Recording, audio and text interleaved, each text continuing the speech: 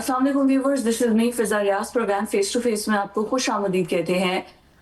बड़ी खबर है, अच्छी खबर है और हम हफ्ते का प्रोग्राम का आगाज भी इसी से करेंगे। जब हम लास्ट वीक प्रोग्राम खत्म कर रहे थे तो हम यही डिस्कस कर रहे थे कि मुफाहमती यादाश्त पर जो दस्तखत होनी है, डिजिटल चाहे सिग्नेचर हो, लेकिन ये अच्छी बात है कि पाकिस्तान की कोशिशों से, फील्ड मार्शल की कोशिशों से, प्राइम मिनिस्टर शहबाज शरीफ की कोशिशों से ये दोनों मुल्क करीब आए हैं और मुज़ाकरात की टेबल पर बैठे हैं और आपस में निगोशिएशन करके एक डिजिटली चाहे सिग्नेचर हुए हैं, लेकिन एक मुआहदा हो गया सीज फायर का और आगे 60 डेज के अंदर तमाम तर मामला तय पा जाएंगे। और एक डिजिटल सेरेमनी भी होगी जिसमें ईरान की जानिब से भी दस्तखत कर दिए गए, फ्रांस में जब डोनाल्ड ट्रंप मौजूद थे उनकी जानिब से भी दस्तखत कर दिए गए, लेकिन अभी आमने सामने रूबरू होकर नहीं बैठे। और इसमें पाकिस्तान ने as a mediator prime minister Shahbaz Sharif ने भी इस पर दस्तखत किए हैं। तो ये हमारे लिए इस्लामाबाद अकॉर्ड की अहमियत बहुत ज्यादा बड़ी है, बहुत ज्यादा अहमियत का हामिल है और इसमें पाकिस्तान की डिप्लोमेसी को पूरी दुनिया ने सराहा है।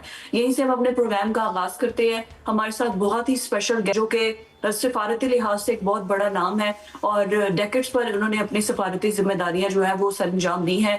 वो पीआर रह चुके हैं यूनाइटेड नेशंस के अंदर, चाइना के वो एम्बेसडर रह चुके हैं, इसके अलावा अमेरिकन एक्स एम्बेसडर रह चुके हैं और प्रेसिडेंट आजाद जम्मू और कश्मीर सरदार मसूद खान साहब ने हमें ज्वाइन किया है। सर बहुत शुक्रिया आपके वक्त के लिए। और इसके साथ हमारे जो परमानेंट पैनलिस्ट शहजाद हुसैन भट्ट साहब वो मौजूद है हमारे प्रोग्राम में। आप दोनों का बहुत शुक्रिया। बट सरदार साहब मैं आपसे आगाज करूंगी प्रोग्राम का। अबे आप तो एक्सपर्ट हैं और ये डिप्लोमेसी कैसे चलती है, किस तरीके से पूरे मैसेज चलती हैं, ये तो आप ज्यादा बेहतर तरीके से हमें समझा सकेंगे। लेकिन ये जो डिजिटल सिग्नेचर होता है, क्या इसकी अहमियत भी उतनी होती है जो आमने रूबरू बैठकर जो साइन किए जाते हैं? जैसे इस्लामाबाद आने के बाद जीडी वैंस और उधर से ईरानी वफ्द जब आया था, क्योंकि अभी सोशल मीडिया पर ये बात चल रही है कि ये सब एक ड्रामा है और ये सब एक ड्रामे के तौर पर सब कुछ लिया जा रहा है। ये एमओयू जो है ये रियलिटी में ऐसा कुछ भी नहीं है। तो चाहे डिजिटल साइन हो चाहे इन पर्सन साइन हो, मुआहदे की अहमियत सेम ही रहती है। ये तो ऐसे ही है जैसे अमेरिका ने पहली मर्तबा एक एस्ट्रोनॉट्स को चांद पे भेजा था तो लोग कहते थे कि ये चांद पे नहीं गया है। और लेकिन ये जो है ये इलेक्ट्रॉनिक सिग्नेचर उतने ही मुस्तरद होते हैं जितने कि आप आमने सामने बैठ के दस्तखत करें। इसमें एक बाकायदा डिवाइस इस्तेमाल की जाती है। अमेरिका ने वो डिवाइस इस्तेमाल की और उससे फरीक़ैन ने दस्तखत किए हैं। उनकी कानूनी हैसियत है और जो एमओयू है, मेमोरेंडम ऑफ अंडरस्टैंडिंग है, वो अभी आखिरी मुआहिदा नहीं है, मतलब फ़ाइनल मुआहिदा नहीं है। वो एक किस्म की शुरुआत है। उसमें कुछ बुनियादी तौर पर समझौते हुए और एक फ्रेमवर्क सामने आया है। यानी आबदा हरमुज़ से मुताल्लिक़ अमेरिका के बहरी बेड़े के ख़त्म करने से मुताल्लिक़ और दूसरे अमूर की तरफ जो है इशारा किया गया है। उसमें बाकी जो मुज़ाकरात अभी उन्हें बाकी हैं तो पूरा एतमाद होना चाहिए। जैसा कि आपने तारुफ में कहा था कि पाकिस्तान ने एक मिसाली किरदार अदा किया है, पाकिस्तान कामयाब हुआ है, पाकिस्तान की कामयाबी की सारी दुनिया मुतरफ़ है। और अब जो है आगे गाड़ी नहीं चल रही, थोड़ी रुक गई है। उसकी वजह यह है कि इसराइल ने लबनान के ऊपर अपने हमले जारी रखे हैं। अभी तक जो है पिछले 24 घंटे में तकरीबन 18 लोग वो शहीद कर चुके हैं। हिजबुल्लाह ने जो जवाबी कार्रवाई की है उसमें 4 इसराइली फ़ौजी मारे गए हैं। तो बड़ी कशीदगी है। अमेरिका ने ये वादा किया था कि वो इसराइल को संभाल लेगा, लेकिन इसराइल में हमें बगावत नज़र आ रही है अमेरिका के ख़िलाफ़। ख़ास तौर से वज़ीर आज़म नेतन्याहू, उनकी काबीना के 3-4 इंतहा पसंद वज़रा, उन्होंने सदर ट्रंप को बराह रास्त निशाना तनक़ीद बनाया है और उन्होंने कहा कि खुल के कहा है कि वो सदर ट्रंप के फ़ैसलों के पाबंद नहीं हैं, या अमेरिका जो है उनको इस सिलसिले में पाबंद नहीं कर सकता कि वो वहाँ लबनान में जंगबंदी करें या वहाँ से फ़ौजें निकालें।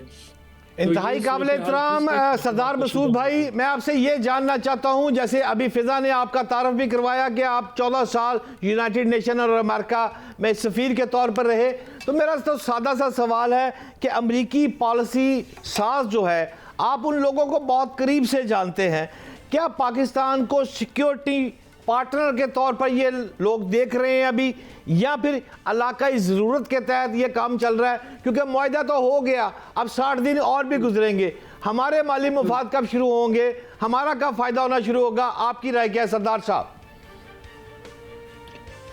अमेरिका और पाकिस्तान के ताल्लुकात पहले से मजबूत हैं। हमारी एक सिक्योरिटी पार्टनरशिप भी मौजूद है, यानी हम ये नहीं कह सकते कि हमारे दरमियान अब किसी किस्म की कोई अलायंस मौजूद है या मुतहरक और फ़ाल है, लेकिन इसके बावजूद हमारे ताल्लुकात दिफाई शोबे में, माशी शोबे में है, तजारत में है, सरमायाकारी अमेरिका की अच्छी खासी सरमायाकारी है पाकिस्तान में। लेकिन जो आपका सवाल ये है कि इस पाकिस्तान के मिसाली किरदार के बाद पाकिस्तान और अमेरिका के ताल्लुकात इसी सतह पे बरकरार रहेंगे या एक मरतबा पाकिस्तान ने ज़रूरत पूरी कर ली तो उसके बाद अमेरिका पाकिस्तान को भूल जाए। दुरुस्त बात है। मैं समझता हूँ कि पाकिस्तान और अमेरिका के ताल्लुकात सन 1950 में शुरू हुए थे और हर आने वाले अशरे में या आगे बढ़े हैं या कभी उतार चढ़ाव आया है, लेकिन ये दोनों ममालिक एक दूसरे की तरफ लौट के आए हैं। इस मरतबा भी पाकिस्तान और अमेरिका के ताल्लुकात में एक बहुत सुनहरी दौर है और दोनों में बड़ा ताउन है। पाकिस्तान की क़यादत की सदर ट्रंप तारीफ़ करते नहीं थकते। अब आपके जहन में ये होगा कि इसके ठोस नताइज क्या होने चाहिए या ठोस फ़वाइद पाकिस्तान को कैसे मुमकिन बनाए जा सकते हैं। तो मैं उसमें ये कहूँगा कि एक तो क्रिप्टो करेंसी में हम एक दूसरे से ताउन कर रहे हैं, क्रिटिकल मिनरल्स के सिलसिले में मुतबादल तवानाई, फिर उसके बाद न्यू टेक्नोलॉजीज़ के सिलसिले में अमेरिका और हमारा ताउन बढ़ रहा है। हम चाहते हैं कि वो ज़राअत और सनत में भी पाकिस्तान का हाथ बटाएं और हमारे ऊपर जो है तजारती पाबंदियाँ नरम की जाएं ताकि हम ज़्यादा से ज़्यादा बरामदात अमेरिका को भेज सकें। लेकिन मैं फिर ख़ित्ते में आता हूँ कि पाकिस्तान ख़ित्ते का सिक्योरिटी और स्टेबिलिटी प्रोवाइडर के तौर पर उभरा है, यानी ईरान को भी उसने सिक्योरिटी और स्टेबिलिटी दी, खलीजी रियासतों को दी। तो ईरान के साथ हमारे ताल्लुकात में तेज़ी आनी चाहिए, वहाँ से हम बिजली और तेल जो है। केवल आप खित्ते की बात कर रहे हैं तो ये भी बताते जाएं कि पाकिस्तान को अगर अमेरिका इंपॉर्टेंट समझ रहा है तो उसका मकसद फिर चाइना है, अफगानिस्तान है या मशरक़ वस्ता की जो नई सूरत हाल है, इसके सबब आप बहुत ज़्यादा करीब है। क्या ये मैं दुरुस्त कह रहा हूँ सरदार साहब?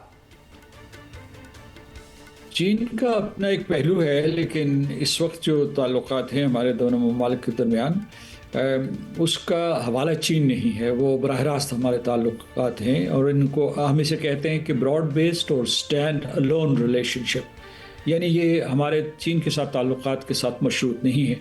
वैसे भी आपने देखा होगा कि जब सदर ट्रंप ने चीन का दौरा किया है तो चीन और अमेरिका ने अपने इख्तलाफात कम किए हैं।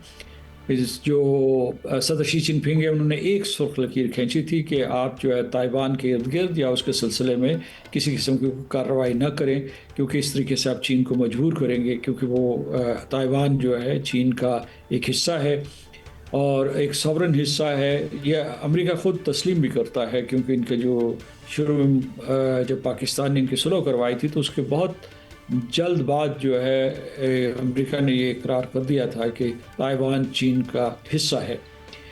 दूसरा अफ़गानिस्तान जो है, ये जो हमारे ताल्लुकात हैं अफ़गानिस्तान के हवाले से नहीं हैं, लेकिन हम पाकिस्तान और अमेरिका के दरमियान काउंटर टेररिज्म के ऊपर एक ताउन है। इनका कुछ अर्सा पहले जो एक मुकालमा भी हुआ था, बड़ा जो है वसीउल बुनियाद ब्रॉड बेस्ड किस्म का एक जो है वो एक मुकालमा हुआ था।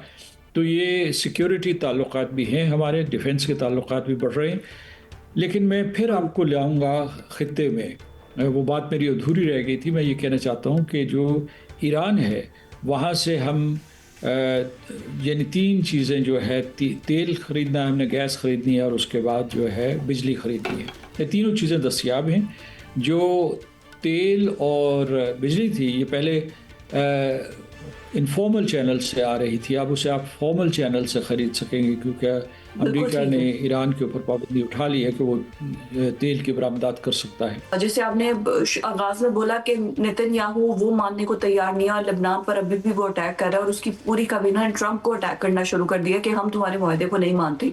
तो ये जो 60 डेज के अंदर तमाम मामला तय पाने हैं, इस दौरान अगर शो स्पॉइलर की तरह कोई बेंजामिन नेतन्याहू कुछ ऐसी हरकत कर देता है और लेबनान के बगैर तो ईरान कोई नहीं लेकर आएगा, मुआहिदा नहीं करेगा, तो आपको लगता है कि आइंदा आने वाले टाइम में कुछ ऐसा हो सकता है? क्योंकि अभी जैसे हमने स्विट्जरलैंड प्राइम मिनिस्टर ने जाना था, वो भी नहीं जा रहे, JD वैंस भी नहीं जा रहे, तो ये सिर्फ और सिर्फ नेतन्याहू की वजह से ही है जो सब कुछ हो रहा है? कि यकीनन ये इसराइल का फैक्टर जो है ये पूरी की पूरी जो मुज़ाकराती अमल के ऊपर असरअंदाज होता रहेगा, उसका मुहीब साया मंडला रहा होगा। और दूसरी ये भी मैं आपको बताऊं कि वो कुछ मुज़ाकरात उनके अपने भी जो है न्यूक्लियर डील है वो भी बहुत मुश्किल है।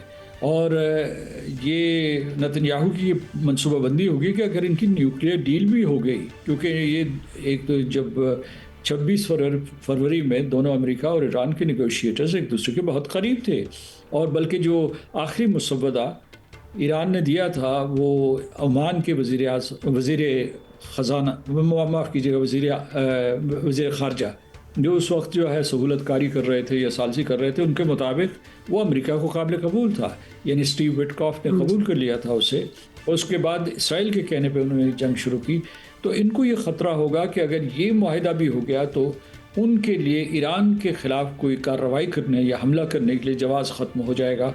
जी, आपका ये भी सवाल है कि क्या अमेरिका इस सूरत हाल को संभाल लेगा? ये बहुत मुश्किल है, क्योंकि उसकी वजह यह है कि अगरचे नायब सदर जेडी वैंस ने बहुत सख्त बयान दिया है और उन्होंने जो इसराइल के काबीना के इंतहा पसंद वज़ीर हैं उनको कहा है कि वो इस किस्म के सदर ट्रंप के ख़िलाफ़ बयानात न दें, और जो भी इसमें दफ़ाई असला बारूद था उन्होंने इस्तेमाल किया इस जंग में, उसका 2/3 अमेरिका ने दिया हुआ था, अमेरिकियों ने अपने हाथों से बनाया था, उसमें टैक्स डॉलर्स अमेरिका के थे। लेकिन इसके बावजूद इसराइल से बगावत जारी रहेगी, और उसकी वजह ये उनका एतमाद ये है कि उनका अमेरिका के अंदर बहुत असर और रसूख है, कांग्रेस में और एडमिनिस्ट्रेशन में, फिर उसके बाद पेंटागन में, इंटेलिजेंस एजेंसीज़ में, राय साज इदारे जो हैं, थिंक टैंक्स, एकेडमिक इंस्टीट्यूशंस।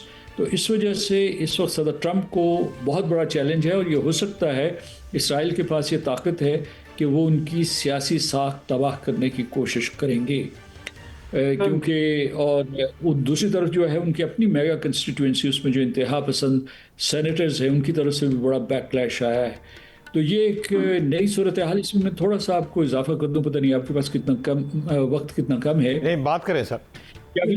अभी ये सोच हो रही है कि जो 4 इलाकाई ममालिक मिले थे शुरू में, आपको याद होगा मार्च के आखिर में यहाँ नायब वज़ीर आज़म इसहाक़ डार साहब ने मेज़बानी की थी 4 वज़राए ख़ारजा की, मतलब चौथे तो वो खुद थे, 3 जो है सऊदी अरब, तुर्की और मिस्र। तो उनकी दोबारा एक बैठक हो, यानी मिस्र में हो, और उसके बाद देखा जाए कि इस ताज़ा सूरत हाल से कैसे निपटा जाए। बिल्कुल ठीक है, और शायद आई बिलीव इसी वजह से सऊदी अरब रवाना भी हो रहे हैं हमारे प्राइम मिनिस्टर, तो आगे सिचुएशन बहुत ज़्यादा खराब भी हो सकती है, और अच्छे तरीके से लेकर चला जाए तो ये मुआहिदा जो है वो 60 डेज के अंदर तमाम चीज़ें फाइनलाइज भी हो सकती हैं। बहुत शुक्रिया सरदार मसूद खान साहब आपके वक्त के लिए। और अभी हम जो डिस्कस कर पाकिस्तान की डिप्लोमेसी और किस तरीके से पाकिस्तान ने पूरे खित्ते को नहीं दुनिया को तीसरी आलमी जंग से बचा लिया है। प्राइम मिनिस्टर का दौरे सऊदी अरब क्या है, क्या कुछ होने जा रहा है, डिटेल में डिस्कस करेंगे इस ब्रेक के बाद। Stay with us.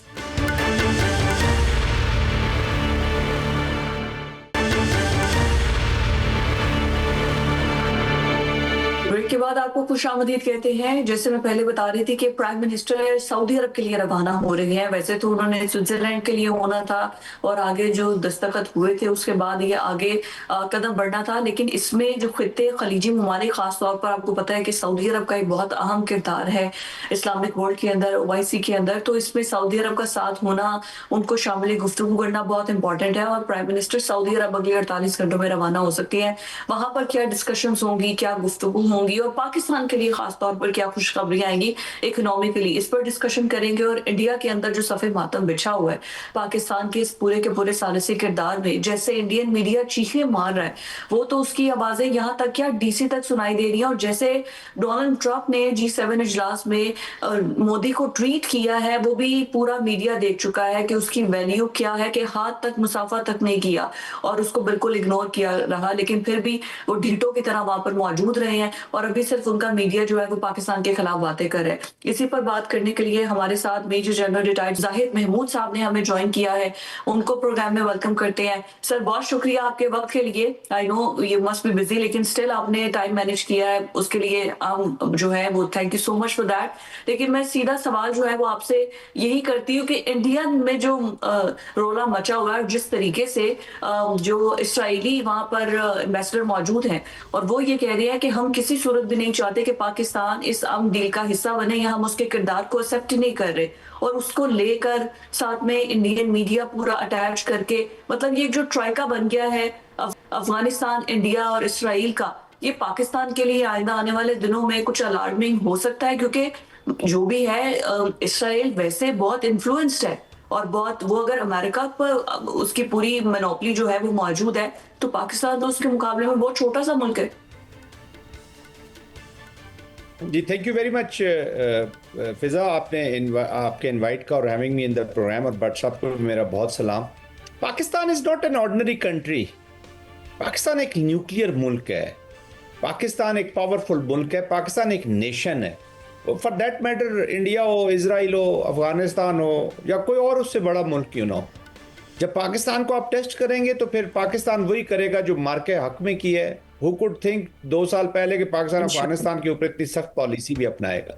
तो पाकिस्तान अपनी सॉवरेनिटी को, अपनी टेरिटोरियल इंटेग्रिटी को, और पाकिस्तान अपने जो नेशनल वाइटल इंटरेस्ट है उनको प्रोटेक्ट करना जानता भी है, कैपेसिटी भी है, कैपेबिलिटी भी है, एंड मोस्ट इंपॉर्टेंटली विल भी है। तो ये तो है पाकिस्तान।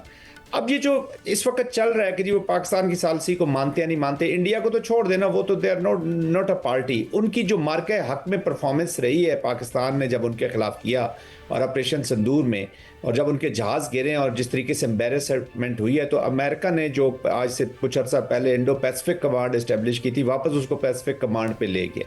उन्होंने देख लिया कि this India is not worth a salt, और ये चाइना को कभी भी अपने आप को नहीं डिफेंड कर सका, तो ये चाइना को क्या चैलेंज करेगा। और इसने जो एक बताया हुआ था कि जी मैं वॉच डॉग हूँ, प्रोटेक्ट करूँगा आपके इंटरेस्ट को, तो अमेरिका को भी पता चल गया कि वॉच डॉग साहब जो है ना वो पेडिग्री नहीं है, तो वो ऐसे ही स्ट्रे डॉग ही निकले। तो वो उन्होंने कहा कि इसको यार पॉलिसी में इसका फिट इन नहीं होता। That's why he is been mistreated by president Trump G7 के ऊपर। बट ये बहुत छोटी बात है जी। जब पाकिस्तान की परफॉर्मेंस देखनी हो आपने फिजा, कि पाकिस्तान वाकई बहुत अच्छा परफॉर्म कर रहा है, तो फिर इंडियन चैनल्स लगा लिए करें। अगर वहां पे चीखें हो रही हैं तो शुक्र किया करें कि Pakistan is doing very well internationally, regionally and domestically. तो दिस इज मेरी नज़र में तो ये, मैं जितनी ये वॉर हो रही थी ऑन अ लाइटर नोट, हम बड़े बिजी रहे, हर वक्त अपडेट भी रखना था, बहुत से चैनल्स थे, बाहर भी बातचीत होती रहती थी चैनल्स पे। जब ब्रेक करनी होती थी थोड़ा अपने आप को रिफ्रेश करने के लिए, अम्यूज़ करने के लिए, तो मैं इंडियन चैनल लगा लेता था। तो वो 15-20 मिनट उसको देख के सुकून आ जाता था कि चलें जी थोड़ा सा ब्लड प्रेशर ठीक हो गया तो फिर आगे चल पड़े।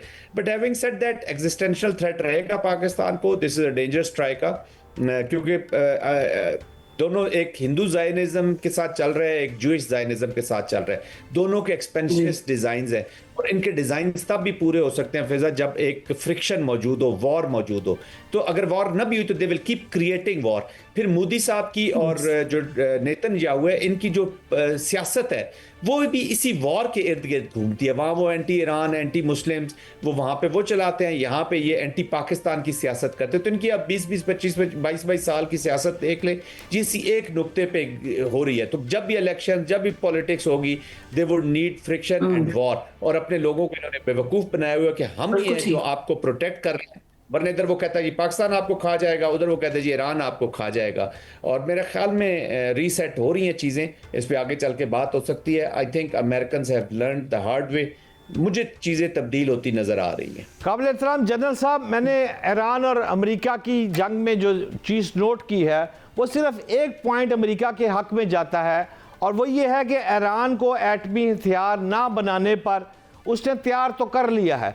दूसरा, अमेरिका की जीत ये भी मैं समझता हूँ कि वो इस जंग से बड़ी खामोशी से निकल जाने में कामयाब हो गया है।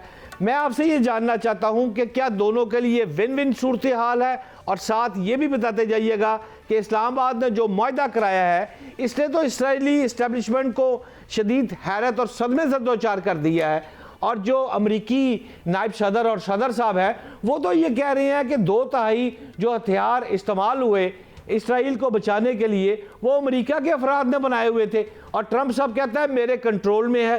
तो जानना ये चाहता हूँ, ये आपस में कोई भाईबंदी है, हमें बेवकूफ़ बनाया जा रहा है, या फिर वाकई इसराइल जो है वो उसके कंट्रोल से आहिस्ता आहिस्ता बाहर निकलता जा रहा है? जनरल साहब देखिए, इस वॉर की वजह से, इस मिसकैलकुलेशन की वजह से, बड़े एहतराम के साथ, America has lost a lot, अपनी ग्रेस, अपनी यूनिलैटरल पावर, अपना डिप्लोमेटिक, वो सारा कुछ। लेकिन लॉस इस तरह कंप्लीट हुआ नहीं। ऐसे नहीं मैं कह सकता कि अमेरिका को कुछ हासिल भी नहीं हुआ। दे वर पुश्ड इनटू दिस वॉर। उसको, अमेरिका को जो गुस्सा है वो यही है कि मुझे इससे झूठ बोला गया, मुझे गलत ब्रीफिंग दी गई, मेरी असेसमेंट गलत होगी।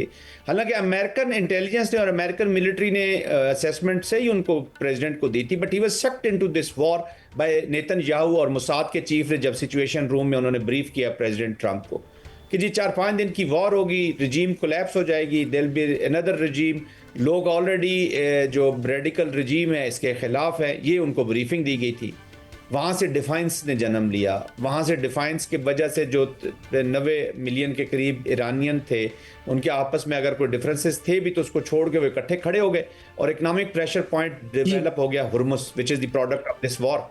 तो उसने बिल्कुल टर्न कर दिया। अभी तो खुद प्रेसिडेंट ट्रंप कह रहे हैं जी मेरे पास तो 4 दिन के स्ट्रेटेजिक रिजर्व रह गए थे तेल की सूरत पे, इकोनॉमिक प्रेशर बिल्ट हुआ, ही हैज़ लॉस्ट पोलिटिकली, नुकसान हुआ। 4 कांग्रेसमैन ने अलग वोट दिया, जो कि सिंबॉलिक ही था, लेकिन ये मैसेज ज़रूर जाता है। तो उनको इस डील की तरफ जाना पड़ा। मेरे ख्याल में एक लार्जर से अब आहिस्ता आहिस्ता ये सेंस डेवलप हो रही है अमेरिका के अंदर भी कि ये इजराइल जो है एक स्ट्रेटेजिक लायबिलिटी है, स्ट्रेटेजिक पार्टनर नहीं है। तो मिडल ईस्ट में मैं एक नई चेस बोर्ड को लगते हुए देख रहा हूँ, जिसमें ईरान का रोल भी मौजूद है, और मेरे ख्याल में अमेरिका ने, प्रेसिडेंट ट्रंप ने इस चीज़ को भांप लिया है। वरना जेडी वैंस इतनी सख्त स्टेटमेंट कल रात को न देते इजराइल के बारे में जिसका आप जिक्र कर। इजराइल की कभी ना भी। यस जनरल साहब, अभी जिस तरह आप बात करें कि मिडिल ईस्ट में ईरान का रोल भी हो सकता है, लेकिन अगर इसी तरह देखा जाए, मिडिल ईस्ट में इस टाइम दुबई बिल्कुल एक अलग पॉलिसी लेकर चल रहा है, और उसके जो करीबी ताल्लुकात हैं इंडिया के साथ या इसराइल के साथ, और ईरान, आई बिलीव कि मिडिल ईस्ट में सबसे ज्यादा एक जो हेटेड जो दोनों कंट्रीज के दरमियान डेवलप हुआ है वो यूएई और ईरान के दरमियान हुआ है। तो ईरान अगर दोबारा एक नया, अगर ये पूरा दोबारा से एक हिस्ट्री लिखी जा रही है और पूरा दुनिया का नक्शा रिवैम्प हो रहा है, तो फिर मिडिल ईस्ट के अंदर ये दोनों ममालिक के दरमियान कुर्बतें या कुछ सुलह सफाई होती नजर आ रही है आपको, या दुबई उसी पॉलिसी में चलेगा जो कि एंटी ईरान होगी? देखिए फिजा, इंटरनेशनल पॉलिटिक्स में ये पॉलिसीज पास्ट से जुड़े रहना ये होता नहीं है जी। आपका इंटरेस्ट होता है, आपकी दोस्ती आपके इंटरेस्ट से होती है।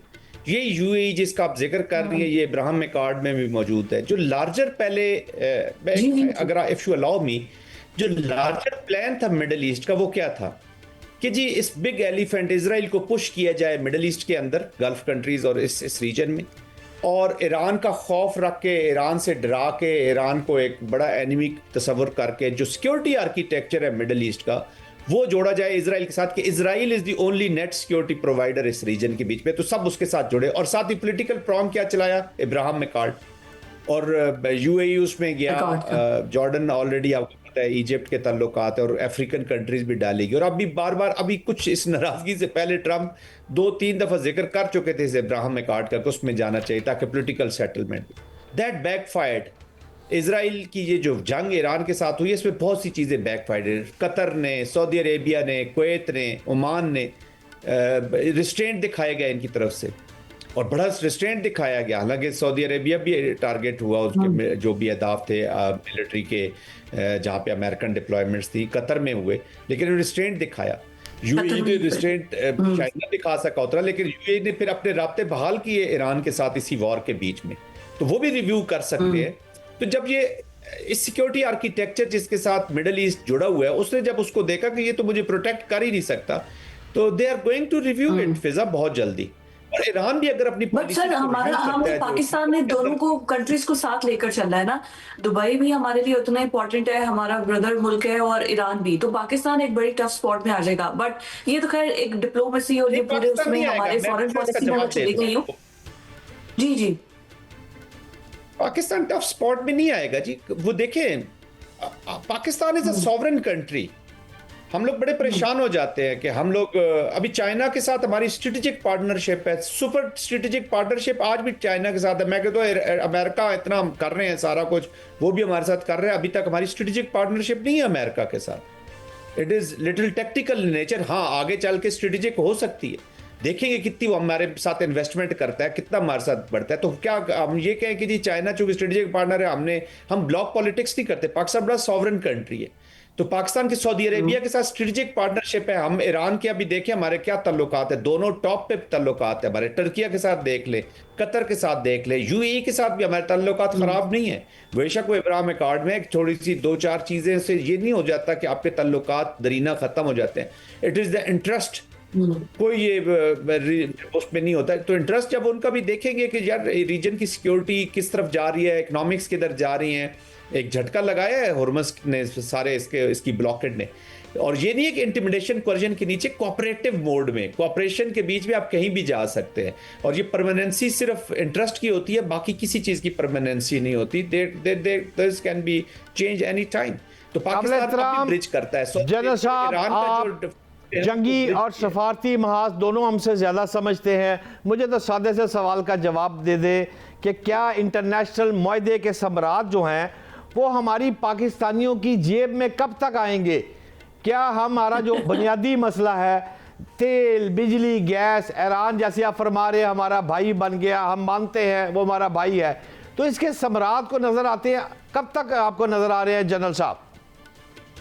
भट्ट साहब, मैंने जनरल साहब को जो है डिप्लोमेट बना दिया है और आपके सवाल के बाद ना वो इकोनॉमिस्ट भी बन गए हैं, डिफेंस एनालिस्ट से। Thank you very much. देखिए ये जो समरात हैं, ये तो जब अब ईरान की वापसी होती है इंटरनेशनल गवर्नेंस सिस्टम में, इकोनॉमिक सिस्टम्स के बीच में पाबंदियां उनसे ख़त्म होती है, तो इतने समरात है कि हम इसको काउंट फॉर भी नहीं कर सकते। फिर आप रीजन्स तरक्की करते हैं, आप मिडल ईस्ट के साथ वाया ईरान जुड़ते हैं, आप सीपैक के साथ इनको जोड़ेंगे, आई मीन BRI के प्रोजेक्ट के साथ जोड़ेंगे। तो जब आप इंटरनेशनल सिस्टम में जुड़ेंगे तो ऑटोमेटिकली पाकिस्तान को फ़वाइद होंगे। कल आप देखिएगा, कल ये इंडिया भी इसी पाइपलाइन के बारे में बात कर रहा होगा जिसको उसने अमेरिकन बेहस पे या अपने आप को, जितना नुकसान इंडिया ने ईरान को पहुंचाया है शायद ही किसी ने पहुंचाया। तो कल तक देखे वो चाबहार पे उनकी वो मैनेज कर रहे थे, और जंग से 4 दिन पहले वो नेतन्याहू के साथ खड़े थे। उन्हें वो यही समझ रहे थे कि इसी असेसमेंट पे कि ये 4-5 दिन में ईरान की स्टोरी तो खत्म हो जाएगी, this is best time to jump away. वो ईरान को छोड़ा, वहां चले गए। तो देखिए ना इंटरेस्ट के लिए कैसे कैसे। But anyways, coming back to your question, अगर ये चीज़ें सारी तरतीब से चलती हैं जी और अपनी जगह पे बैठती है, तो आई थिंक बहुत जल्द हम देखेंगे कि पाकिस्तान और ईरान की ये जो कॉपरेशन है। आज भी प्राइम मिनिस्टर साहब ने प्रेसिडेंट के साथ हाफ एन आवर बात की है। अभी अली खमनाई साहब के जनाजे में भी पाकिस्तान जा रहा है, तो ये देखें ना किसी की उसके लिए नहीं है। तो ऑफ कोर्स फ्यूचर में कॉपरेशन बहुत पाकिस्तान की बढ़ेगी।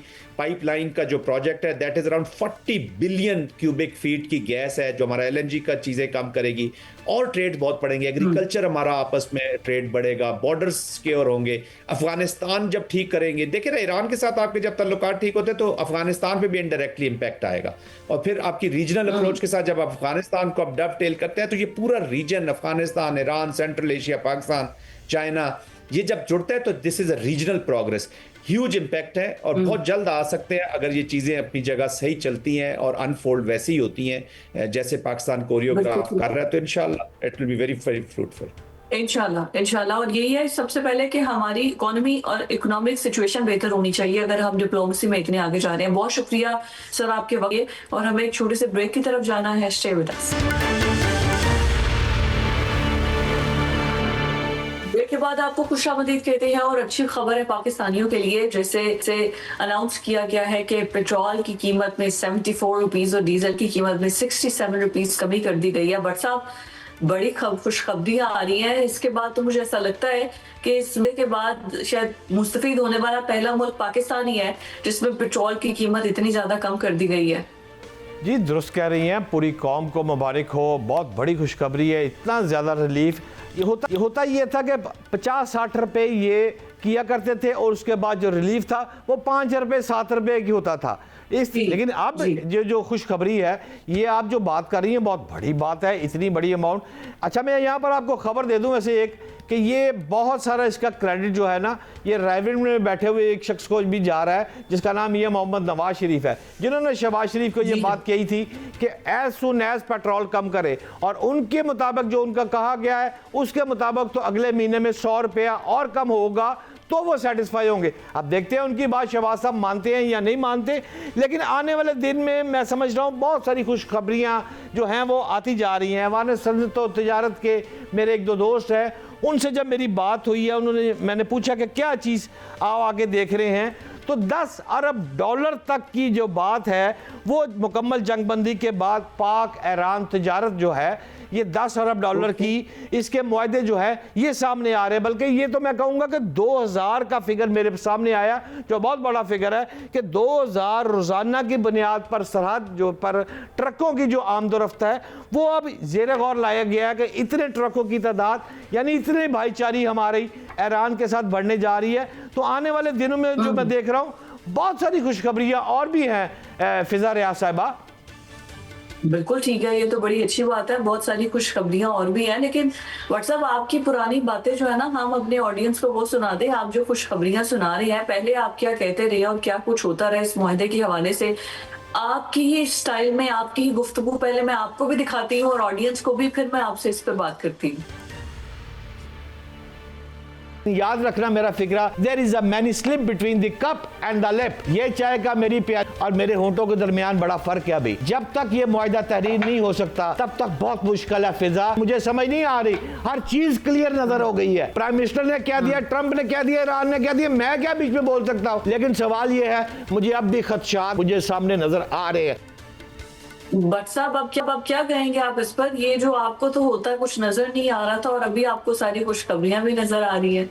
नहीं, ये आप दुरुस्त फरमा रही हैं फिजा, मैंने तब भी ये कहा था, अब भी ये कह रहा हूँ कि बहुत सारी खुशखबरियाँ हैं। लेकिन सवाल यहाँ पर सिर्फ ये है जो आप शॉर्ट में बात कर रही हैं कि क्या ये डील होगी या नहीं होगी। और मैंने उस वक्त भी आपको कहा था कि मेरे चाय के कप और मेरे लिप में बहुत फ़र्क है। हाँ, अभी भी जो लेबनान है उस पर हमला, जो इसराइल है, भारत है, वो तो मुंह तोड़ कोशिश कर रहे हैं ना कि एट एनी कॉस्ट किसी तरह लड़ाई हो जाए, मार कुटाई हो जाए। लेकिन अभी तक जो सुलह है वो बहुत करीब है। इंशाल्लाह ताला जैसे पेट्रोल की खुशखबरी आई है, आने वाले दिनों में फिजा और खुशखबरी आने वाली है। इंशाल्लाह ऐसा ही होगा, अल्लाह करे। और हम लोग तो खुद चाहते हैं कि बेहतरी आए, क्योंकि बेहतरी आएगी तो पेट्रोल की कीमत, जैसे आप कह रहे हैं कि अगले महीने में और कुछ कमी होगी और 100 रुपया मजीद कम होगा, तो इससे तो शहबाज शरीफ बड़े मकबूल हो जाएंगे। तो इनकी मकबूलियत के दावे, इनकी डिप्लोमेसी के दावे, बातें सब एक तरफ, इनके जाने की बातें भी हो रही हैं। फैसल बाबदा साहब तो इनको और इनकी पूरी काबीना को भेज रहे हैं और उनकी पूरी काबीना को रद्दोबदल कर रहे हैं। उनकी गुफ्तगू आपने सुनी होगी, आई एम श्योर। किसकी बात कर रही हैं? कोई नजूमी है, पामिस्ट है, टैरो कार्ड है, कौन है फैसल साहब? किसकी बात कर रही हैं आप? बट साहब मैं सेनेटर फैसल बाबदा साहब की बात कर रही हूँ। अक्सर आप टीवी शोज में उनको देखते नहीं है, आके बैठते हैं और वो बातें बताते हैं कि क्या होने वाला है आइंदा आने वाले दिनों में। मेरा ख्याल है इस मुल्क में कुछ 96 से ज्यादा तो सेंटर है। आप सब सेंटर को जानती हैं और सब सेंटर की बात पे यकीन क्यों, कब से करना शुरू कर दिया आपने? वैसे फिजा वादा साहब को आप हल्का ले रहे हैं। वादा साहब की जो बात होती है, समझे कि उनको पता होता है, आप नजूमी समझे उनको कि उनको पता है कि आइंदा आने वाले, वो तो कह रहे हैं कि वीडियोस आने वाली हैं, बड़ा कुछ बातें कर रहे हैं वो बट साहब। और नहीं फिजा, नहीं ऐसी बात नहीं है। अगर आपको खबर चाहिए, आप पॉलिटिकल इस वक्त मूड में मुझे लग रही हैं, तो मैं आपको खबर दे देता हूँ। आप गौर करें शहबाज साहब के साथ होने क्या जा रहा है, वो जा रहे या नहीं जा रहे। मैं खोल देता हूँ बात। शहबाज शरीफ की काबीना पे गौर कर ले। शहबाज शरीफ की काबीना के वफाकी वज़रा जो है वो 32 है, वज़राए मुमलकत 11 हैं, मशीरान 4, मामनीन ख़ुसूसी 9। अब देखें, शहबाज साहब को सलाम करना पड़ेगा कि उन्होंने हुकूमती टीम जो है वो 56 पंजाबी में कहते हैं 56 अफराद पर मुश्तमल ये काफिला चलता है। जब अब ये गौर करेंगी कि ये 56 अफराद जो हैं, वफाकी वजीर की बुनियादी जो तनख्वाह है वो 3,38,000 रुपये से भी माहाना ज़्यादा बन जाएगी।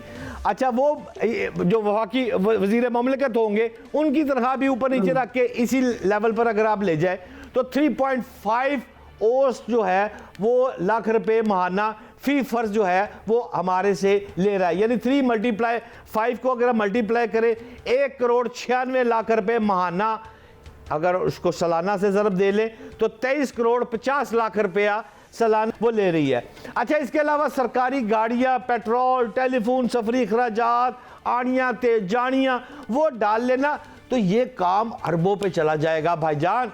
ये करोड़ों से ऊपर की खेड़ हो जाएगी, भावें इन्नी ऊंची होवे ऊंची हो जाएगी। अब फैसल वावड़ा जी की जो बात काबिल एहतराम की बात कर रही है ना, वो भी यही कह रहे हैं, इतने अखराजात नहीं होने बर्दाश्त। 56 की काबीना नहीं चलनी 56 अफराद की। अपने आप को देखे, इसको कम करे। लेकिन अच्छा, वैसे फर्क क्या पड़ता है कि अगर कुछ